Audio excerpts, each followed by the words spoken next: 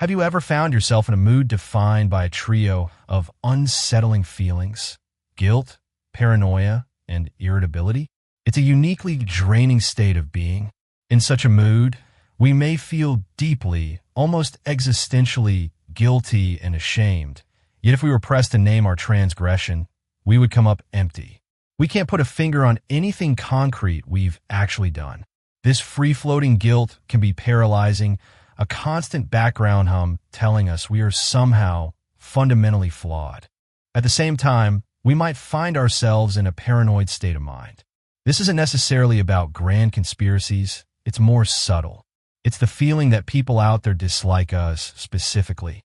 It's walking into a room and feeling certain they were just talking about you. It's rereading a perfectly neutral email from a colleague and finding hidden barbs and criticisms within it. It's the sense that we are in imminent danger of being found out, exposed as a fraud or a failure for some vague, forbidden act. And then there's the nonspecific irritability, where the entire world seems to be conspiring against our peace of mind. We might get uncommonly, disproportionately grumpy when we can't find a simple household item like our keys, or when the office printer jams for the third time this week. The intensity of our frustration feels far greater than the situation warrants, leaving us feeling both angry and slightly foolish. It's in a mood just like this, when you're caught in this confusing emotional vortex, that we might benefit from stepping back and asking ourselves a distinctive and powerful question. Might I, at heart, be very angry with someone right now? At first, it might sound peculiar that we would even need to ask such a question. Surely, if we were angry, we would know it immediately. We think of anger as a loud, obvious emotion, a hot flash of rage, a clenched fist. We assume we would recognize it without requiring any sort of formal moment of self-exploration. But this is to seriously underestimate how difficult it can be and what a profound psychological achievement it is to be able to consciously know about and viscerally feel anger with the person who has actually angered us at roughly the time that they've done so.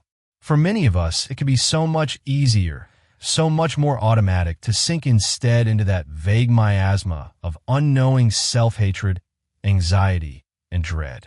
Why is this? Why would our minds go to such lengths to hide our own anger from us? The answer often lies in our earliest relationships. The ability to know when and with whom we are angry relies on a hidden privilege. Having had permission throughout childhood to be aware of and then express anger against the people who mattered most to us. These were people whom we loved deeply, but who, for a period, we also happened to be very frustrated with. This is a normal, healthy part of development. However, not all parents are strong enough to tolerate a child's anger.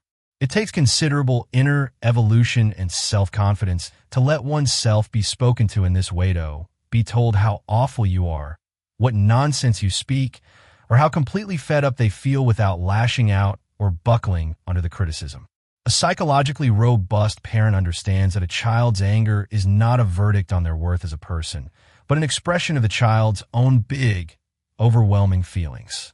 One has to feel really very big inside to cope with being told one knows nothing whatsoever by a livid 7-year-old and not take it personally.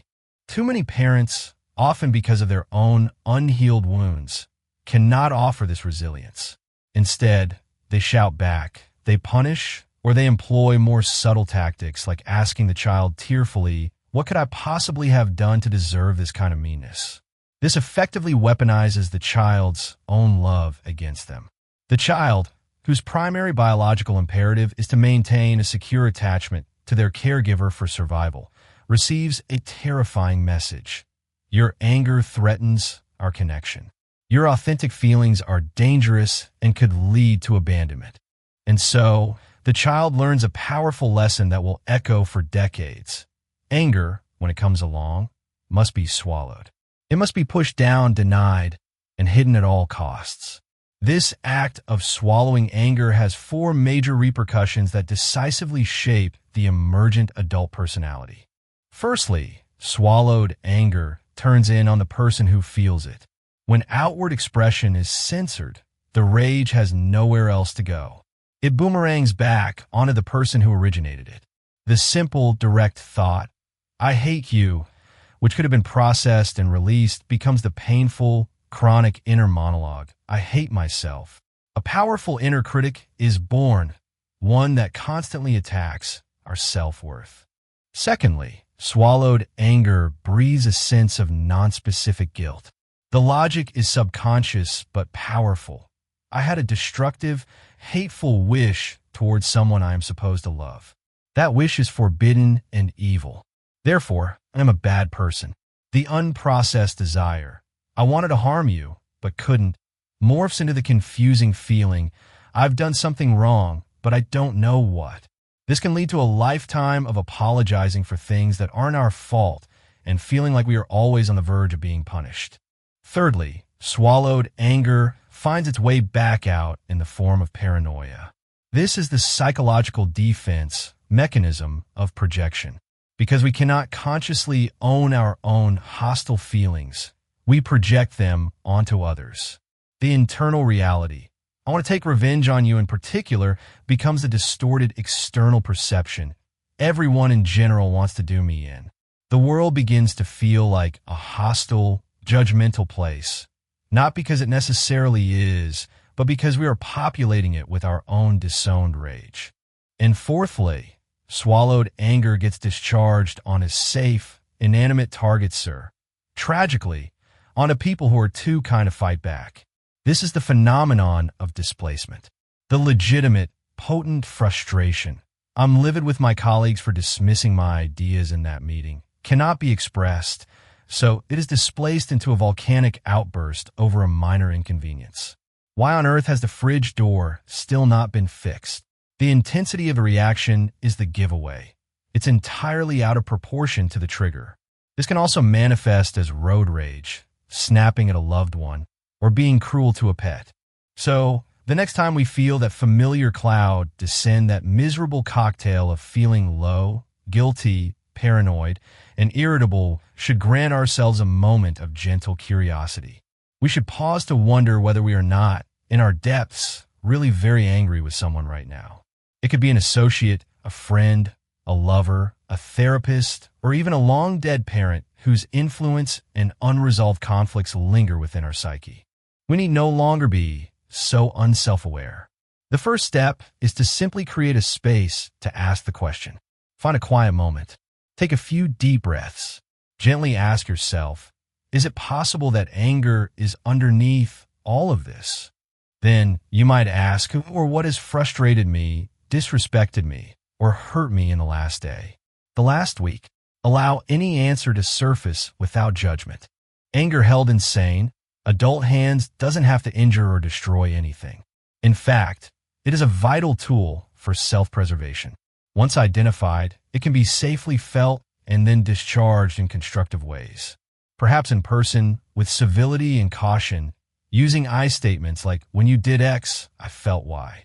Or it can be explored and released on one's own, in the private, uncensored pages of a journal, or even argued out loud in the quiet solitude of the shower. The goal is not to eliminate anger, but to listen to it. Anger need not cause anyone injury. Swallowed anger invariably does, most of all to ourselves. But this is not a cautionary tale without a hopeful ending. Think of anger not as a destructive force to be feared, but as a powerful signal from the deepest parts of yourself.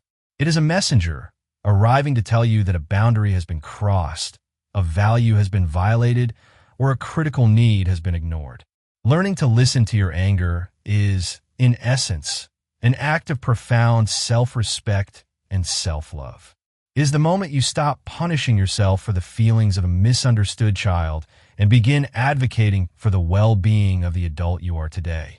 This is where true healing begins, turning a once-feared emotion into a compass that guides you toward a more authentic and empowered life.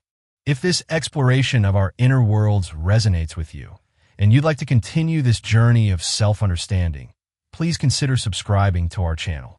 We are dedicated to uncovering the why behind our feelings and providing tools for a more conscious and fulfilling life. Join our community by subscribing, and let's continue to learn and grow together.